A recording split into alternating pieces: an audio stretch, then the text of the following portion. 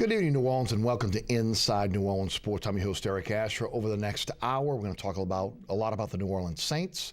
Also, we'll talk a lot about what's going on with the New Orleans Pelicans and the LSU Tigers. Got a great panel for you tonight.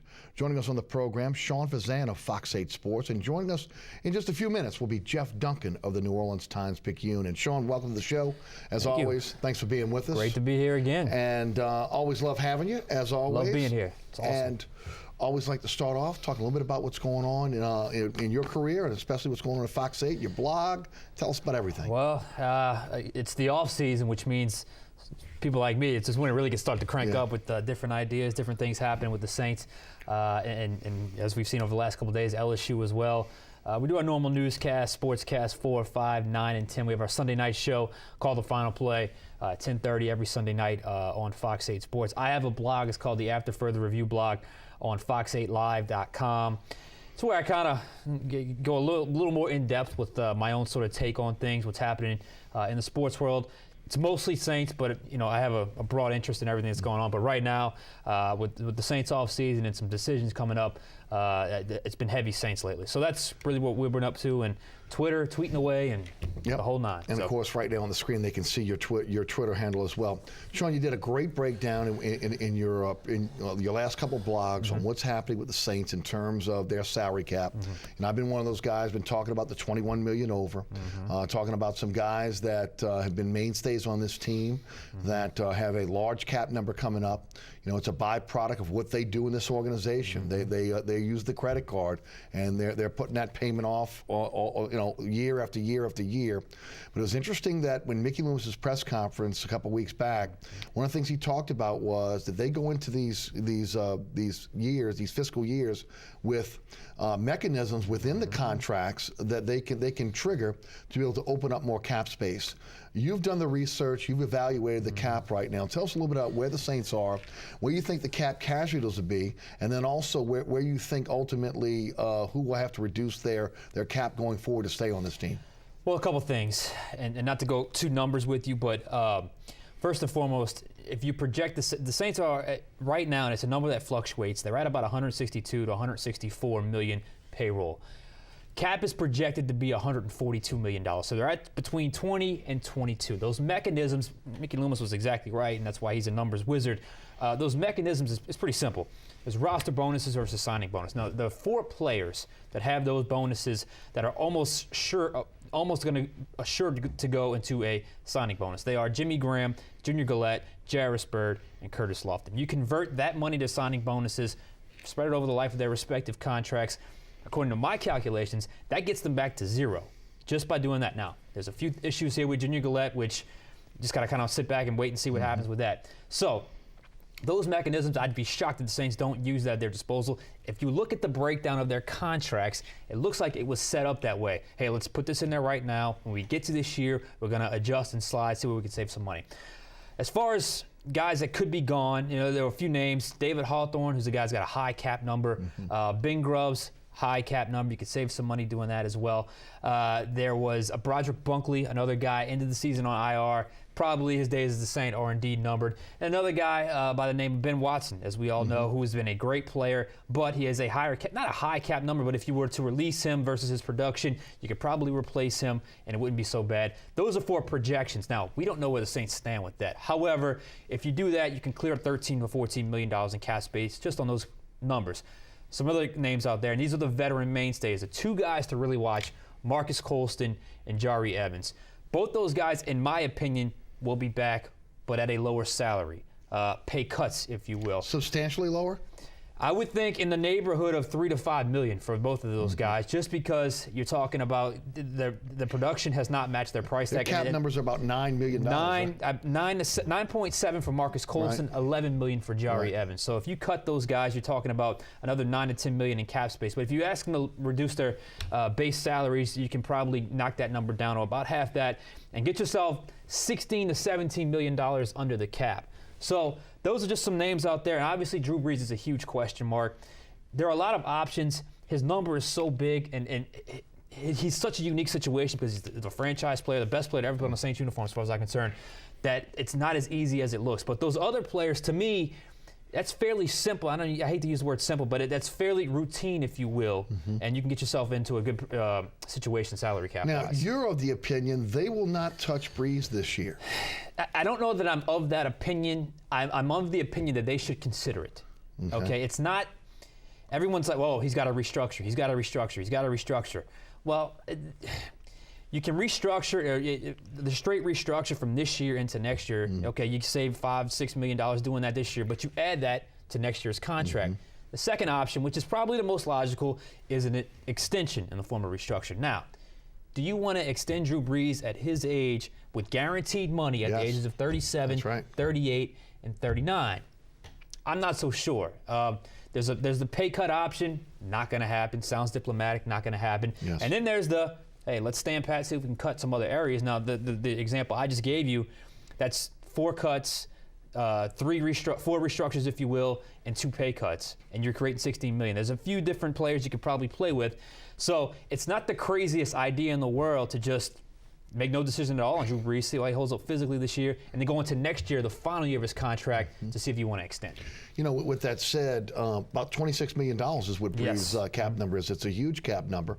And you're right. Do you really want to look at this right now at him this year when there are mechanisms on other contracts that would allow you to free up cap room, and you don't want to carry that number? And as you mentioned, you know, you get to the tail end of that deal, and maybe he's a real declining player, and then you're on the hook for big money. Well, you know, he's a New Orleans product, and he's one of the NFL's greatest.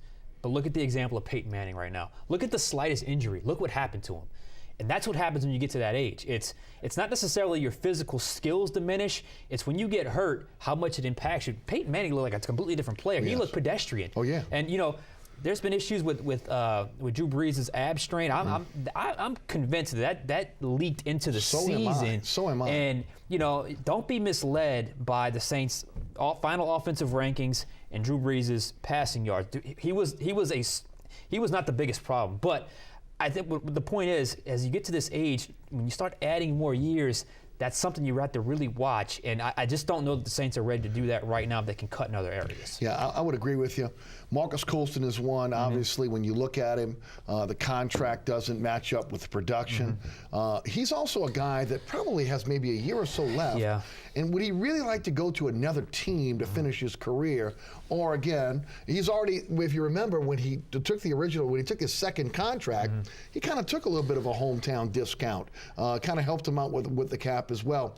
I don't see him going anywhere. I do see him trying to be able to, again, negotiate a deal for himself that ultimately helps the team in terms of cap room and keeps him on this team. I think he's a guy that's very realistic about his place within the organization and his place within the NFL, how other teams would view him versus how the Saints would view him. And I think, you know, you hate to use the word loyalty in the NFL because, look, there's no such thing. But I do think in his case, it's very reasonable to assume, hey, if I knock off maybe $2 to $3 million off my base salary, it's probably still the best I can do, whether I go test my services out on the open market. Marcus Colston has, if I'm not mistaken, has had an off-season surgery every single year he's been in the league. He's taken a pounding, but he's still very valuable to this team. I think he's still got a spot on this team, but I think what he makes versus what he can give you, I think a realistic pay cut is an option. A lot of guys you spoke of, if they cut those individuals, they actually save money against the cap.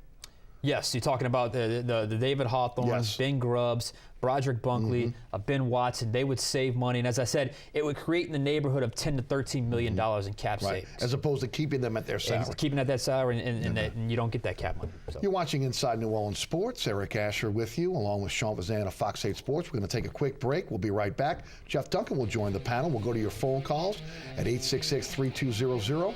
You're watching Inside New Orleans Sports.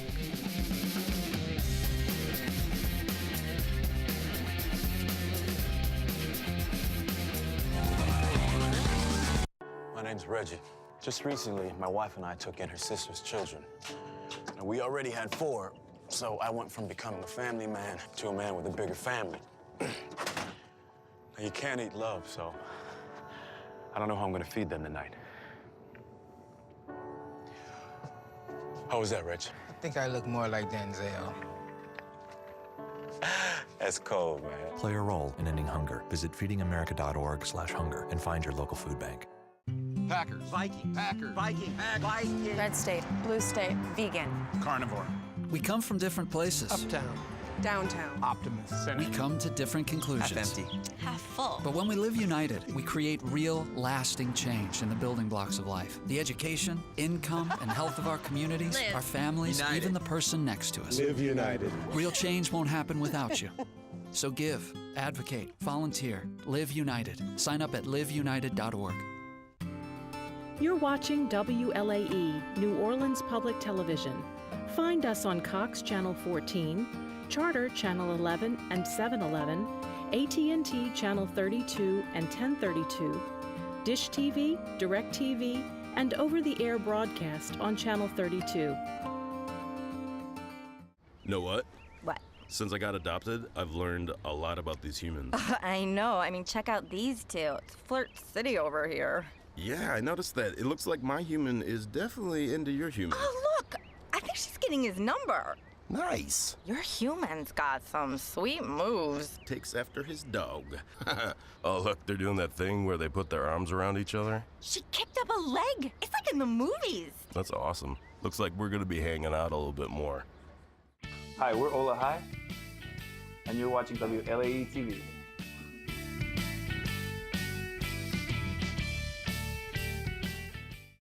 In the search for beautiful people, music that moves, and real culture, America, there's only one LA Coast.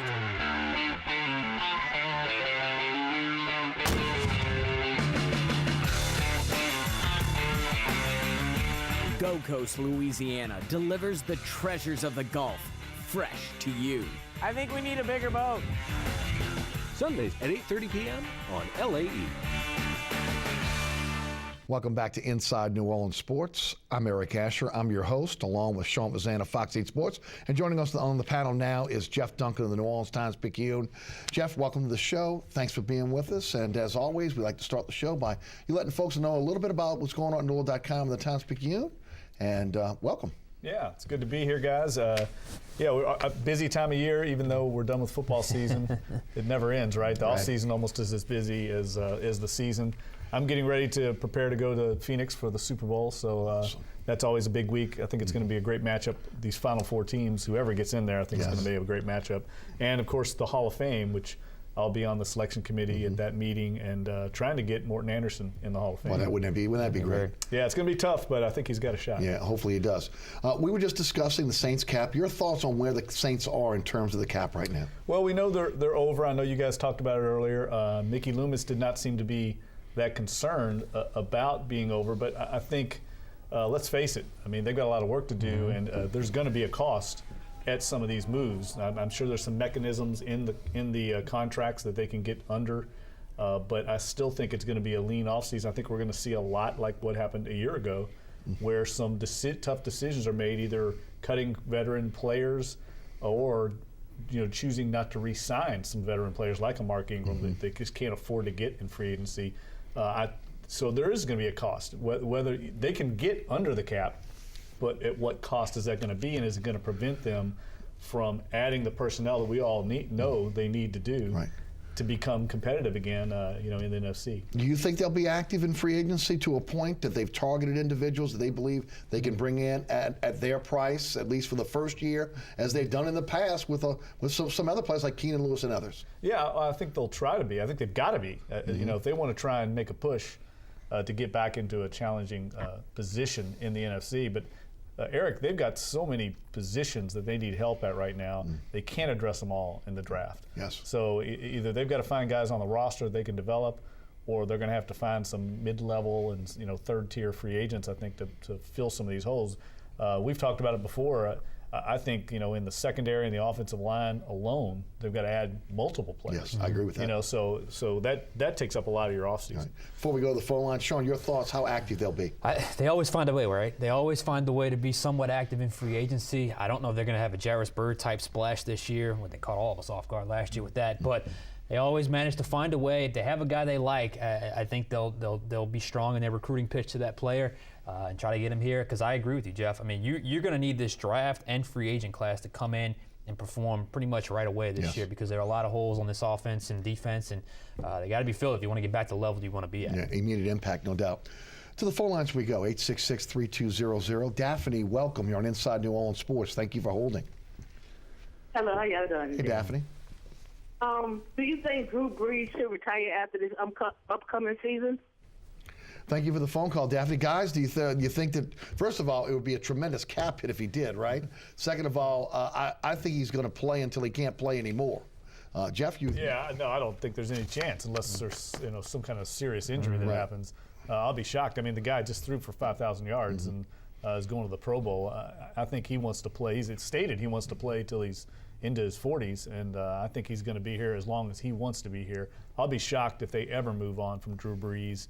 I think it's going to be his decision when that happens, and I'll be dumbfounded if it happens next year. No, yeah, I don't see him retiring next year. It all depends on physically. I mean, as we said earlier, when you get to a certain age, your ability to recover from nicks and bruises, it's not as easy. Yes. As we said, I used the Peyton Manning example, and it's just a matter of if he holds up physically, I think he'll be with the Saints next year. Larry is in Kenner. Larry, welcome to Inside New Orleans Sports. Hey, Larry. Hey, Eric, how you doing, buddy? How you doing, Shazan? Happy New Year to y'all. Merry late Christmas. And I just wanted to know the money we give Jimmy Graham and Drew. You don't think they can get off of some of that money and help the Saints out a little bit? Because they didn't show me nothing last year. I think I'm listening to y'all comments. Happy New Year, and y'all have a great evening. Happy New Year to you, Larry. Thank you for the phone call. Sean? Is he asking if they'll pay cut? They'll give some money back. Not happen. And I'm glad he brought up Jimmy Graham. My message to Saints fans is this, because I talked to a guy very close to him about how rough the season was for him. Give Jimmy Graham a break this year. The guy literally couldn't raise his arm. I was told his collarbone was up raised high like this to the point where he couldn't raise his arm. He literally was playing with one hand. And if you saw, he couldn't go out down the seam, catch passes. Jimmy Graham was a shell of himself this year because he was injured and he played through a lot. I would give him a pass this year. It's not, but they're not taking pay cuts. These guys are, he was the Saints' best bargain for the first 5 years of his career. It's not happening.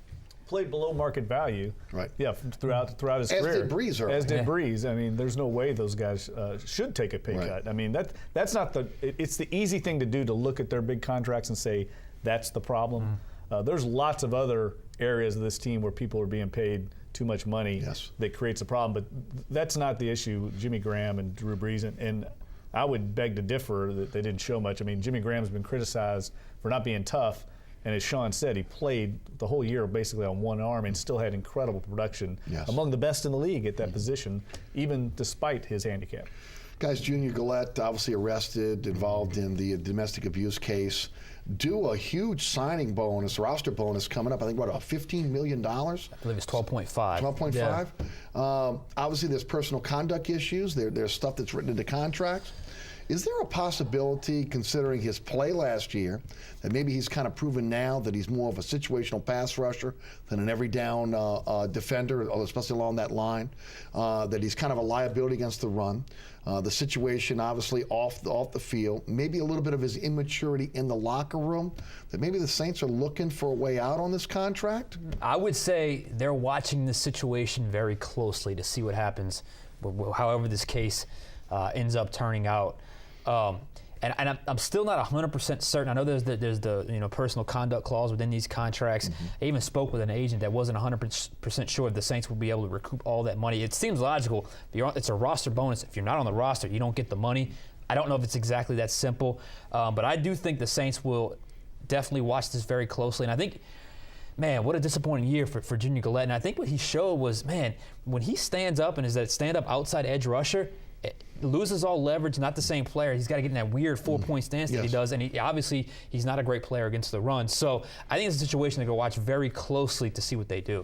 Saints got to be having buyer's remorse with that contract. Looking back on it, and I've been as critical of the organization as anybody about waiting to sign some of these big deals like the Jimmy Graham and Drew Brees. This is a good example of maybe they needed to wait another year because it's just blown up on them. Right.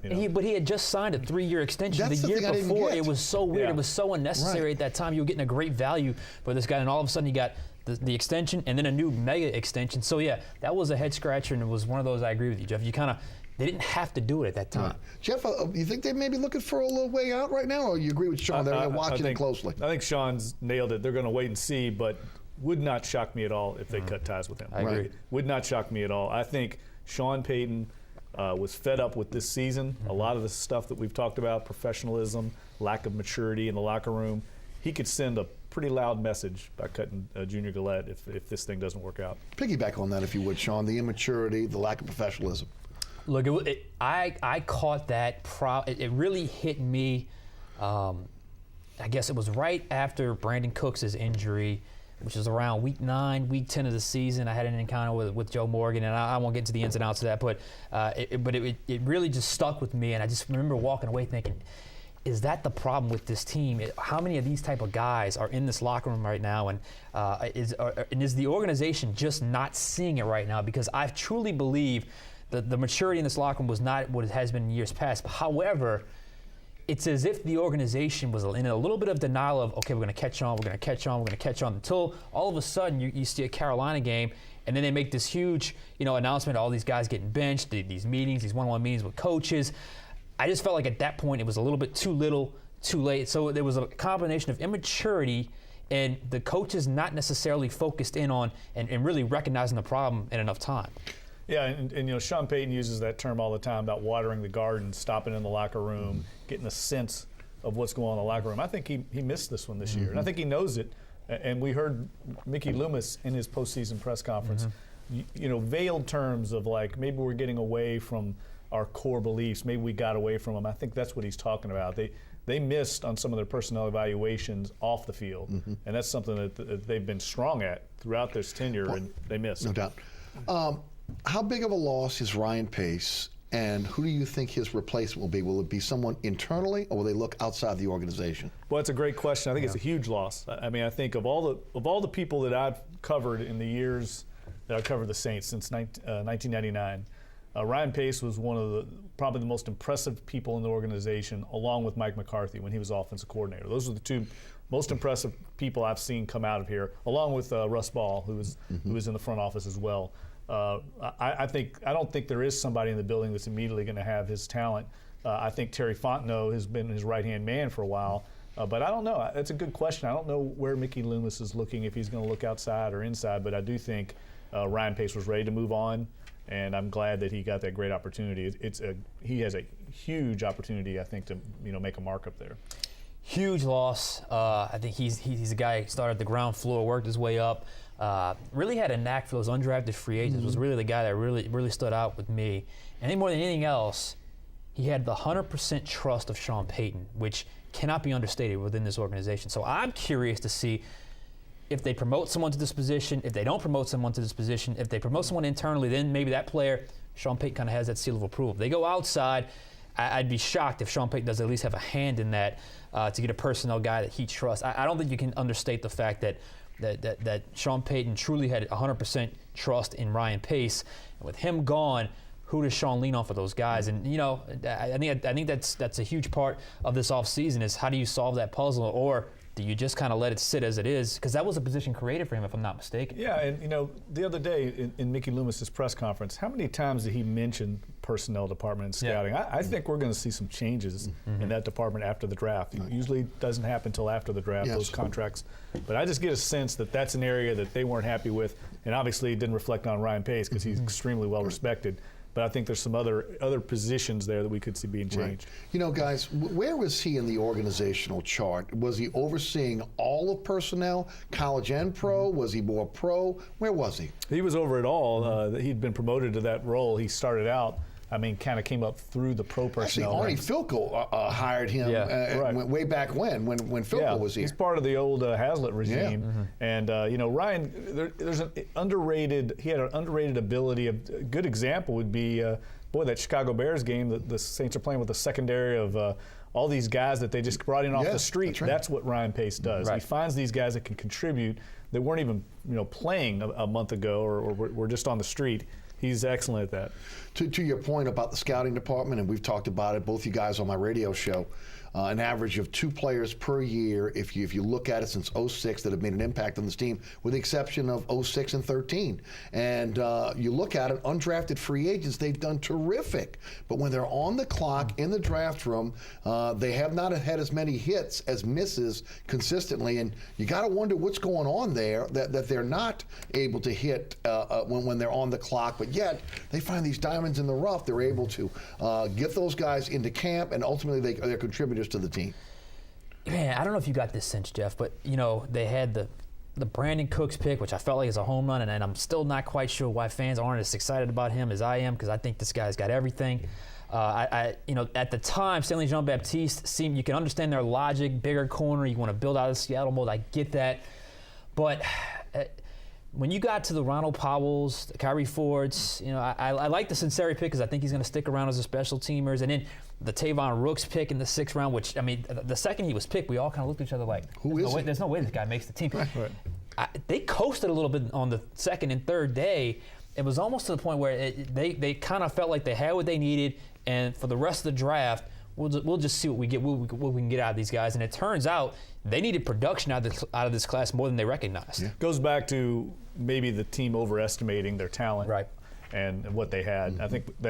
I don't think there's any doubt about that. I think we all did, and clearly the Saints. I'm guilty. Yeah, the Saints did as well. And their draft, you nailed it, Sean.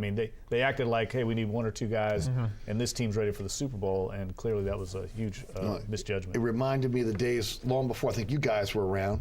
Bum Phillips days when he used to. Right. You remember the days right. when he used to go to the track. Right. He'd do a couple picks and say, day 2, forget about it. We're going to the track. Well, and we just saw this past weekend in the playoffs. We saw, Moncrief with the Colts, who was taken around.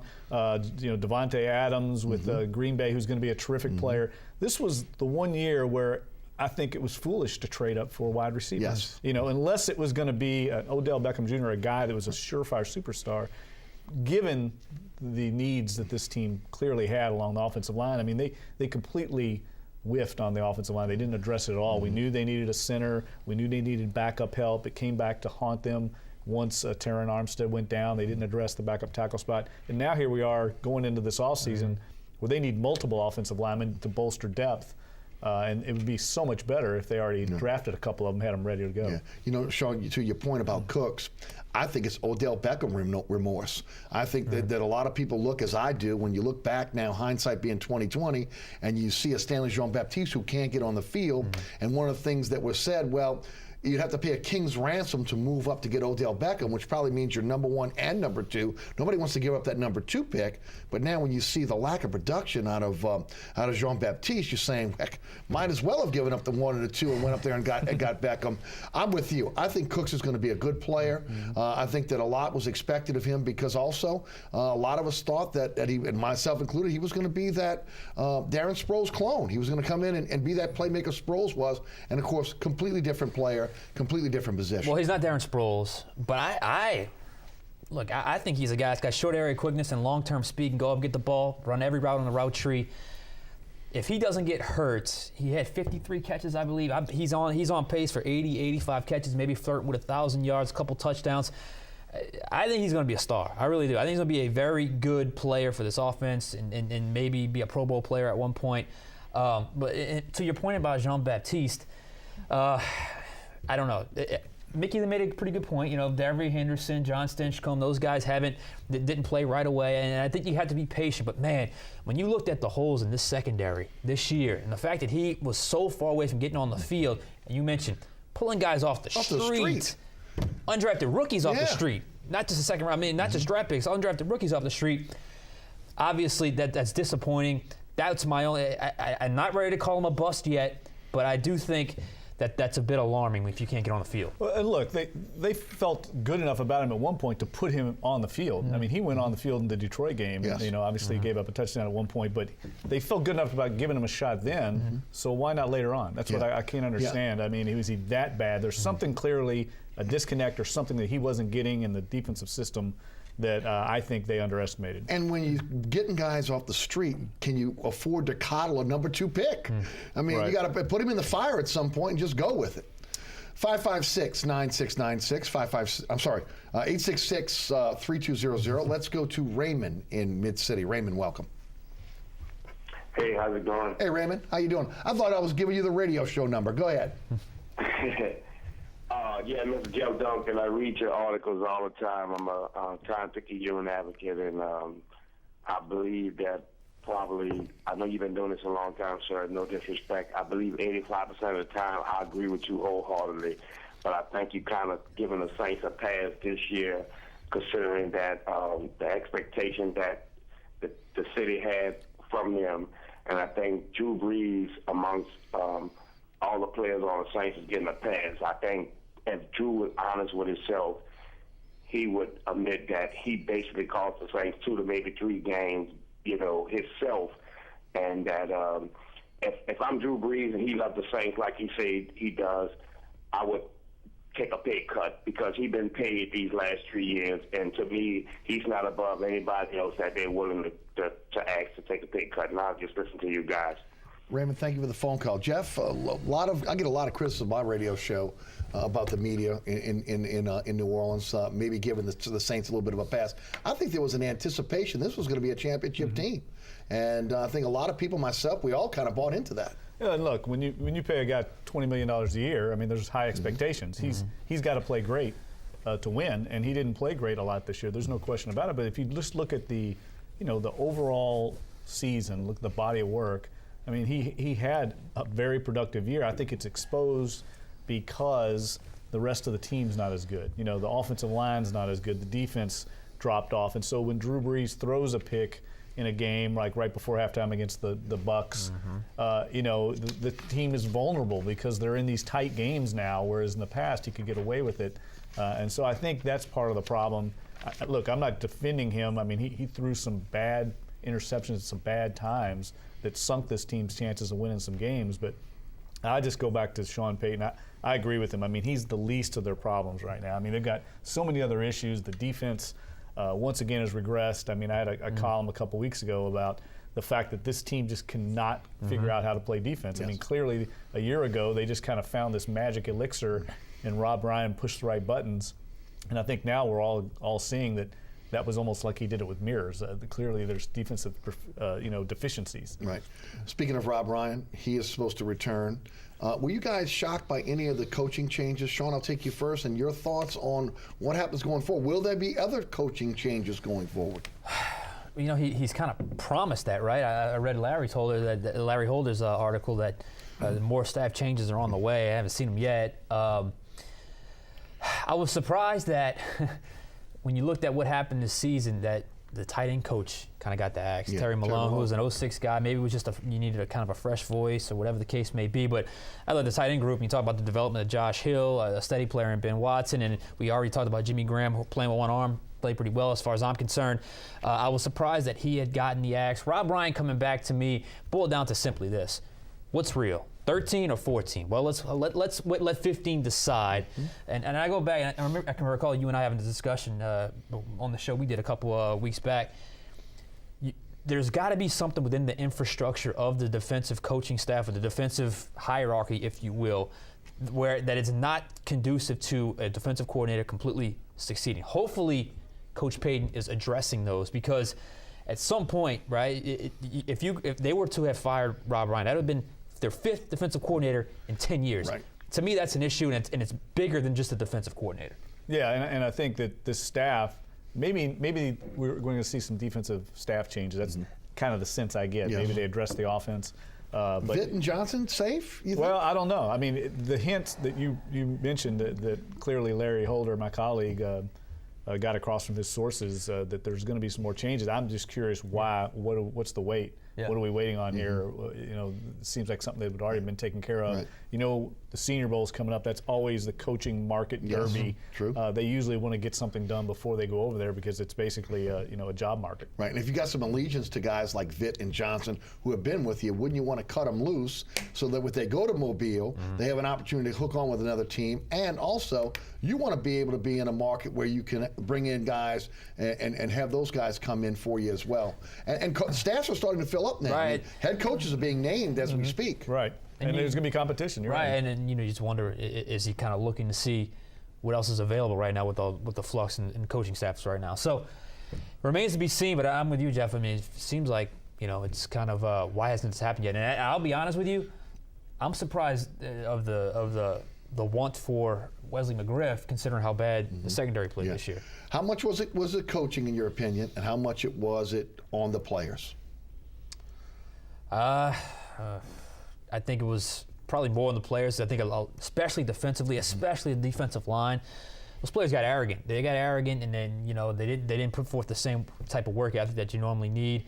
So I think it was mostly the players, and I do think there was some coaches. I go back to they didn't recognize the problem quick enough, and they foolishly, as an organization, felt like they were one or two players away from being back into the Super Bowl. I agree. I don't think there's any doubt it was mostly the players. That this game's won and lost with players making plays on the field. I do think they got old quick in the offensive line. Yes. We saw that this year. They dropped off a little bit. That's what happens. We talked about it when you get in your 30s. All of a sudden, you don't heal. And we saw John Goodwin with a different injury every week. That was another example of them, underestimating the need for depth along the offensive line. And so I think there was a number of things that went wrong. I do think, going back to the defense, though, I wanted to bring this up. I wouldn't be surprised if Rob Ryan is getting a say in maybe some of this defensive, decision making. Maybe he felt like he kind of inherited this staff. He wants to maybe have some say in some of the coaching decisions now that he's been retained, and maybe he wants to get back to the 3-4. I mean, he was originally going to play a 3-4. It's always been his background, and he's kind of run this hybrid scheme, and they really don't have personnel to fit some of it. And so I think all the stuff you talked about, the infrastructure, where's the vision and the plan for the defense? We know clearly that Sean Payton has a strong vision for how he wants to run his offense and what parts fit here and how to get another Sproles and plug in this guy. I don't think they have a clue sometimes on what they're doing on defense, and I think it shows on Sundays. 866-3200 to Kenner and Michael. Michael, welcome. You're on Inside New Orleans Sports. Hey, Michael. Hey guys. I want to know what you think of this suggestion for Mickey Loomis. Move heaven and earth to get Peanut Tillman. You'll have two great corners from New Orleans with a healthy Jairus Byrd. You're going to have a really good defense, and that's what you need. Forget about the offense. By the way, many people have said that Byrd came over here injured. He had a minor back injury. The thing that cost his season was a knee injury. It had nothing to do with it. What do you think about that? Michael, thank you for the phone call. Certainly appreciate it. Guys? Well, I think Tillman's coming off an injury. I'm not sure he's even going to continue playing. I mean, he could be a guy that we see, hang it up after this year. So I'm not sure he's the answer there. I do think he's identified the position they need to address, that other cornerback spot. I don't know if Peanut Tillman's the guy, although, what an incredible career he had in Chicago. Yeah. How old is Peanut? Oh, he's got to be in his 30s. Yeah. I don't know. I mean, you might be looking at another Champ Bailey type situation right there. Right. So no, I like the idea of getting a cornerback in free agency. I don't know about He's a Chicago native. I know that he's got some ties here to Louisiana. He went to school here, but he is a Chicago native. So that's also another. Why would you leave Chicago, considering that that's your hometown? Guys, I'm one of those ones that believe that Jairus Byrd was still injured when he was here. Never got on the field during training camp. Wasn't the same player that I saw at Buffalo. And you look at him now with the knee injury, it really hurt him. No doubt about it, and I think he's the type of player. There were some interesting, when he was on the field, there were some interesting scenarios. It's as if they overthought him, so to speak, when he was on the field. I can recall the Atlanta season opener. He was lined up 30 to 35 yards back past the line of scrimmage. I had never seen that out of a free safety, and I still don't understand what they were doing with him.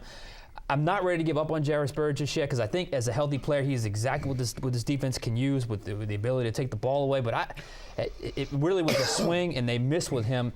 But I still think when it comes to Jairus Byrd, wait and see. Hopefully he'll get back to 100% health. He'll be okay. Well, look how many guys we've seen come off these injuries the last couple of years in the secondary that just never got it back. I mean, Patrick Robinson's one. I mean, for whatever reason, that's a difficult position to come back for, I think. And you're right. He's had injury problems and a history of it in Buffalo. So I think it's a huge concern. I'm not saying he's not going to come back and play, but whether he's going to be another all-pro level safety, I think is a big question. We'll take a quick break. You're watching Inside New Orleans Sports. I'm your host, Eric Asher.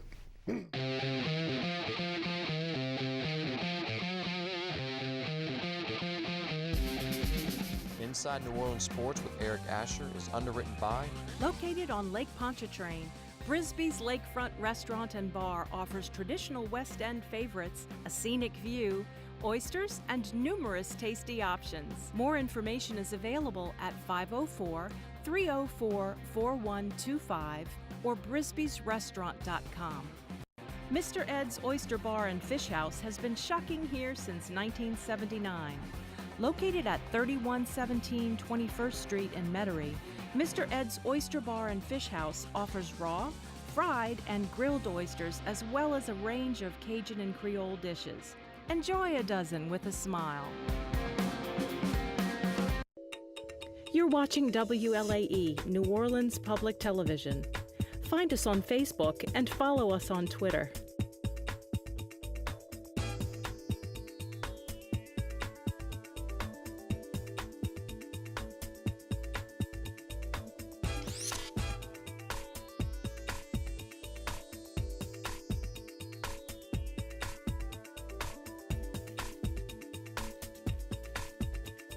Welcome back to Inside New Orleans Sports. I'm your host, Eric Asher, and we are talking a little bit about the New Orleans Saints.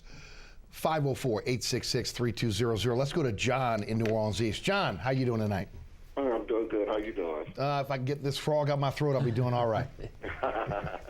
Hey, look here. I want to talk about the identity of the Saints on the offense and defense. And number one, they don't have leadership. Leadership on the defense. I mean, Junior Gillette and my boy, I can't think. I call him right off the back. But if you get another defensive tackle, seems like we had all these defensive tackles coming out this year, like Allen and Ware and Pepper. If we could have snatched them and put them on their defensive line, one good leadership would have everybody set up, fired up, ready to go.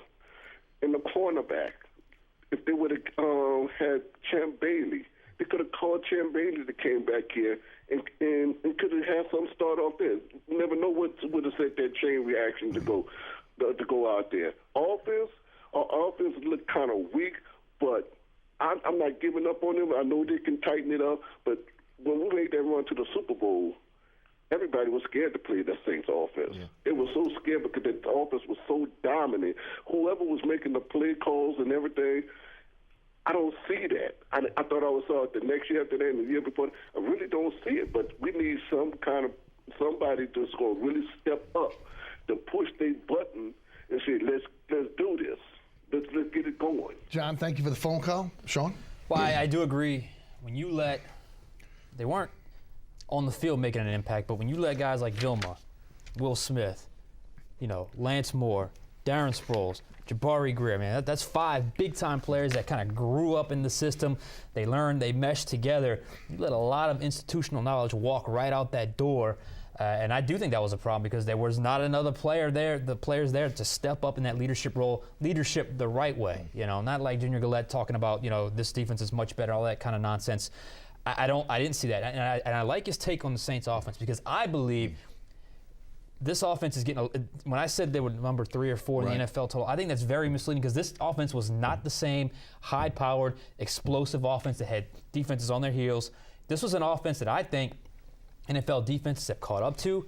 I think this is an offense that you look at the fact that they were. I don't know what their final first quarter scoring was, but how slow they started. To me, that's an indication that teams were ready for what the Saints were about to do, and they had to rely on their adjustments, come back, and sometimes you can rack up yards that way. I think the offense got a little bit stale, and that's where you miss the presence of a Darren Sproles. I agree, his production, his price kind of outweighed itself, but that dynamic ability out of the backfield was sorely missed this year. And Travaris Cadet was not the player to replace him. I agree. Hey, look, we're coming up on the 5-year anniversary of the Super Bowl, and I think the further we get from that, the more we realize how special that was, how special that team was. Yes. I mean, they started 13-0, one of 7 teams in NFL history. Yeah. That was a great team, a great dominant offense, and I agree with the caller. teams aren't scared of the Saints offense anymore. It's clear. They've got a good offense, but they're not dominant. And I think the further we get from that, the further we realize just how special that group was. Is that a byproduct of players or the rest of the NFL catching up with the scheme? Maybe a little bit of both. They missed the Reggie Bush, Darren Sproles dynamic out of the backfield. That's such an X factor to cover. 2011, I don't know if I've seen a better offense in since I've been watching football than what we saw. But it's 3 years from that now, 4 years from that now. So I think it's a byproduct of tape has caught up to him a little bit.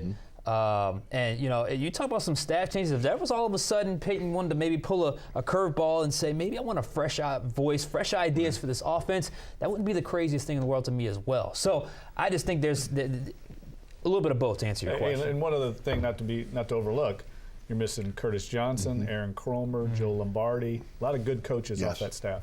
Kind of surprised they haven't looked back at Aaron Cromer again. Maybe, trying to get him back on the staff, considering the offensive line and everything else that's going on there. Be interested to see if he's on their radar. To Ed in Marrero. Ed, welcome. You're on Inside New Orleans Sports. Thanks for calling, Ed. Good evening, gentlemen. I have a two-part question pertaining to the draft. First question is, do you think the loss of the draft picks in the Bounty Gate are hurting us now? And should Amari Cooper be available at 13, knowing everything that we need?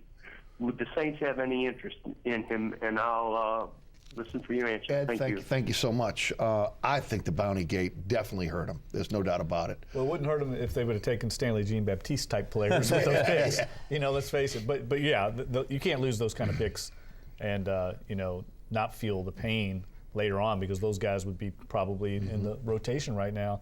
But as far as whether this team can overcome that, I think we're removed far enough from now that it's moved on. Yes. Amari Cooper's not going to be available at 13. I would love the pick because I think he's the type of receiver the Saints have never had, a guy that can truly you put on one side, and he's your all-around guy, a Des Bryant type, Larry Fitzgerald type. I don't think he's going to be available, but if he is, jump all over him.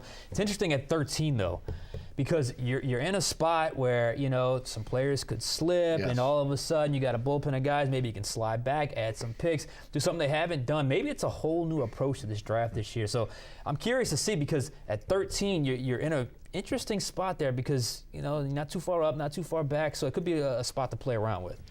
Greg is in New Orleans. Greg, welcome. You're on Inside New Orleans Sports. Hey, Greg. Yeah, how you doing today? Doing great, Greg. What's your question?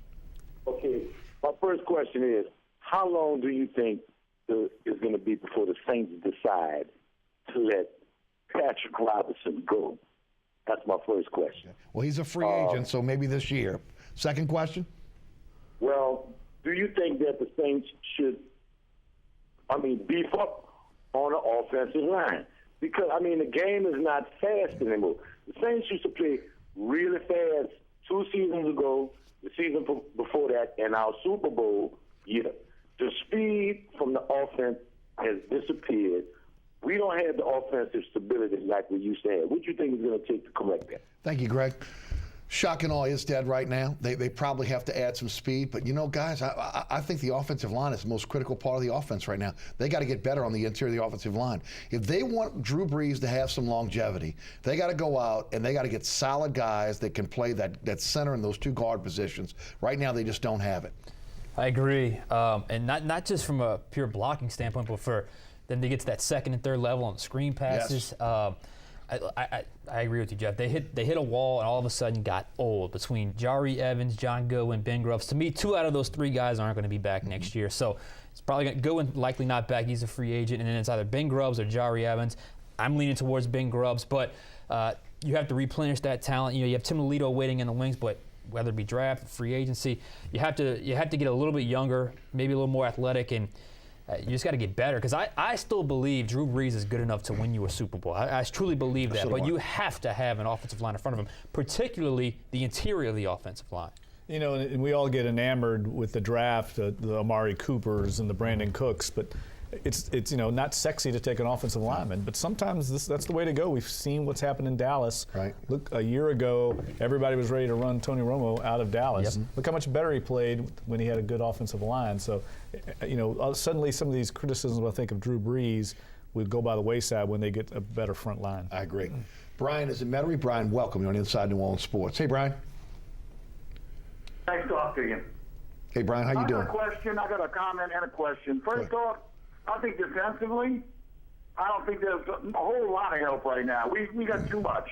We could have 15 draft picks and still we need more people. It's terrible.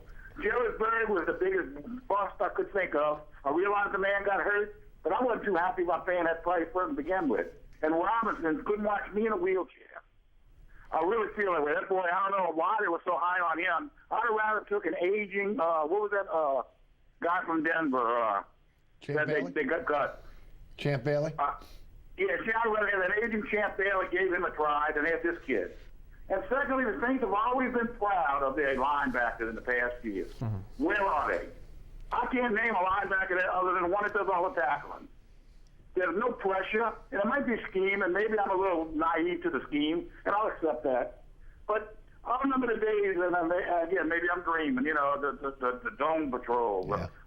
We might have had a lousy team, but we had linebackers. Yes. And they are non-existent. Back and listen to y'all comments. Thank you for the phone call. I think that's another key in the draft of free agent. They've got to. You look at the final 4 right now. You look at the final 8 and look at the speed at linebacker, and then you look at the Saints and you look at the lack of speed at linebacker. They've got to get more athletic there. Totally agree. I mentioned David Hawthorne as a guy that I could see on the chopping block. He had an okay year, but at $6 million, not going to happen. When we talk about this defense, sometimes we kind of lose sight of those linebackers because you think of the defensive line and obviously the secondary, the front and the back. But if you had some playmakers at linebacker, I love Curtis Lofton, but other than him, who do you really have that's out there making those short tackles and game-changing plays? Even look at a guy like Luke Kuechly, or even they moved Clay Matthews to inside and he's making plays, and obviously linebackers another team. So I agree with the caller. I think linebacker is a need that needs to be addressed. And, the Saints are playing those linebackers because they paid them a lot of money in free agency. They're committed to them. Yeah. When you pay a guy like that, you've got to play him, and that goes back to some of the organizational philosophies that they've had in the past and the lack of draft picks that they've had at that position. Guys, I want to shift gears for a moment. We'll go back to the phone lines in a minute. LSU now has hired Kevin Steele as their defensive coordinator, Ed Ogeron as the defensive line coach. Looks like Brick Haley is probably out. He's been moved to an administrative position. A lot of talk he's going to end up at Texas A&M with John Chavis. I'll take you first, Jeff. Your thoughts on these hires? Well, look, I think both were quality hires. They have great reputations. We all know Ed Ogeron's reputation as a recruiter and a defensive line coach. It's been well documented. Kevin Steele has never had the type of athletes to coordinate that he's going to have in Baton Rouge. Defense isn't the problem in LSU. We all know what the problem is. They've got to get a quarterback. They've got to figure out a way to either develop Anthony Jennings and Brandon Harris, or they've got to find one, either recruit one or get a transfer or something. That's the problem. That's the only mission that Les Miles and his staff should have this offseason. This team is loaded. There's plenty of talent to be a top 5, top 10 team, but they've got to figure out the quarterback. They'll stay exactly the same defensively as far as I'm concerned. You'd have to truly try to mess up the talent that you have on the defensive side of the ball, which Kevin Steele will do. Coach Ogeron, there's a reason why they went after him. He's a legendary recruiter, and obviously defensive line-wise, I agree with you. It's not hard to figure out. It's, we talked about the Saints. There's something in the infrastructure where they can't develop a defense. There's something in the infrastructure with quarterback-wise. I don't know if it's a lack of trust or whatever the case may be. It just seems to be the position they miss on the most. So the problem is not going to be talent. The problem is not going to be defensive coordinator, D-line coach. What is going to happen at your quarterback position next year? And until we answer that, right. Who knows what will happen? I'm with you. I'm with both you guys on that. The Pelicans still hovering around 500. They go out. They make a deal to bring in Quincy Pondexter. Last night, they look like a team that we all kind of expected them to be. Pondexter looked like a glue guy, a guy that they desperately needed, a 3 that could defend. He was hitting his outside shot. He hasn't done that consistently this season. Obviously, they've gone out and they brought Dante Cunningham in. That has bolstered their bench a bit. Now Evans goes to the bench. Eric Gordon looks like he's come back as a willing passer, playing a little bit better. Drew Holiday's got a little bit of an injury. We expect him back, though. Jeff, your thoughts on this team? I think this is the most defining month in Monty Williams' tenure as a New Orleans coach. That's a good point, a strong statement, and I tend to agree with you a little bit. Look, for every step forward, this team takes a step back. I'm not going to buy in because they played well against the Pistons. I mean, we've seen this before. Saw them blow out Houston and then lay an egg the next week. That's been the case. Their longest winning streak is 2 games this season. This is a team that can't beat anybody in the Eastern Conference on the road. They've got lots of issues, and they've got very little time to get it done. We've looked at the schedule. They're going to have to play about .650 winning percentage to get in the playoffs. Your colleague Jimmy Smith has already wrote them off. Well, I don't think they're going to get there. I mean, this is a team that we see, I think, is clearly a 500 basketball team, and that's not going to be good enough in the West. I think the moves recently make them marginally better. Does that get them in the playoffs? I'm not so sure, and at some point you're going to see Oklahoma City rise up. They're just going to make a run. It's interesting, though. 500 about right now was about where I expected them to be. It's just when you see the up, the down, there's no real run in this team right now. So, look, when I post anything on the Pelicans right now, literally, I'll get 20 responses with the hashtag Fire Monty, Fire Monty, Fire Monty. So clearly the pressure is on to Monty Williams to get this thing turned around. I do think he's in a little bit better position with this move. However, you said the most defining moment. I agree. He's out of excuses. He's out of any sort of reasons. If they can't get it done now, maybe the problem is him. And he's feeling the pressure. If you notice the comments after that Celtics game the other day, he fell on the sword. I haven't done a good enough job of getting this team ready to win on the road. He's feeling it. No, there's no doubt. And I think that bodes the same way for Dell Demps. I think both of these guys are kind of tied at the hip. Mike is in Metairie. Mike, welcome. You're on Inside New Orleans Sports. Hey, Mike. Hey, good evening, gentlemen. Very briefly, what do you see the future of Ryan Griffin being? And I'll hang up. Thanks. Thank you, Mike. Saints seem to like him. They like him. Developmental project. Has a good shot at developing in since Drew Brees is back up next year. So I think, to me, that's as high as you're going to go as far as the Saints are concerned with Ryan. Yeah, Griffin. he played well in the preseason. They clearly won him around, and you never know with these developmental guys. Right. So I think give Sean Payton another year with him. Is he the backup this year? Especially with all the cap problems they're having right now? Do they give him the shot of being the backup for this team? It's similar to Chase Daniel. They finally said, okay, we're going to give this guy an opportunity. Plus, kind of a weak quarterback class this year, so I could certainly see that happening. Yeah, I agree. Toby is in Gretna. Toby, I got about a minute. Your question, please. Yeah, buyer beware of talking to Bo Pelini about players in the future. That's all I have. Thank you. Thanks so much. Tell you what, it's interesting times when you talk about what's going on with the Saints, the Pelicans, and LSU. I had a friend of mine tell me this yesterday that, we get so up for football, but this past season has been something that fans have just not been expecting, not used to. And I don't know if the fan base is going to sit still for LSU, the Saints, or even in this case Tulane, if they can't turn it around. Did you see the drop in the TV ratings? Oh, yeah. The biggest drop of anybody. They're down to number 2. That was unheard of last year. So, yeah. That's a good point. Oh, yeah, on the bright side, LSU basketball's got a shot to make the tournament. That's and right. I saw Ben Simmons play last week. Ooh, Best high school basketball player I've ever seen. And Tulane's playing pretty well as well. Right. It's been a long time since we had some basketball postseason going on here. Coming to basketball town. How about that? Yeah. Oh, gosh. Sean Fazende, Fox 8 Sports, Jeff Duncan, the New Orleans Times-Picayune. Thanks so much for being on our panel tonight. Thanks so much for tuning in. Remember, there's a rebroadcast of the show each and every Friday night right here on WLAE TV at 10 p.m. Also, you can watch it on Pelican Sports Television at a new time, 9 p.m. in New Orleans, Baton Rouge, and Lafayette. You can catch me on the radio, 9:90 a.m. WGSO, middays, that's 11 to 1, Monday through Friday. Also, if you missed any of the previous episodes of Inside New Orleans Sports, or if you'd like to check out my radio show, you can do it live at ericasher.com, or you can check out the podcast at ericasher.com as well. Again, special thanks to our guests, Jeff Duncan and Sean Fazende. Also to the WLAE production staff, including Ron Yeager, Jim Dotson, Donovan Joseph, Kenny Juneau, and my director, William Hill. My name is Eric Asher. Thanks so much for watching Inside New Orleans Sports. We'll see you right back here next Thursday night. Have a great evening.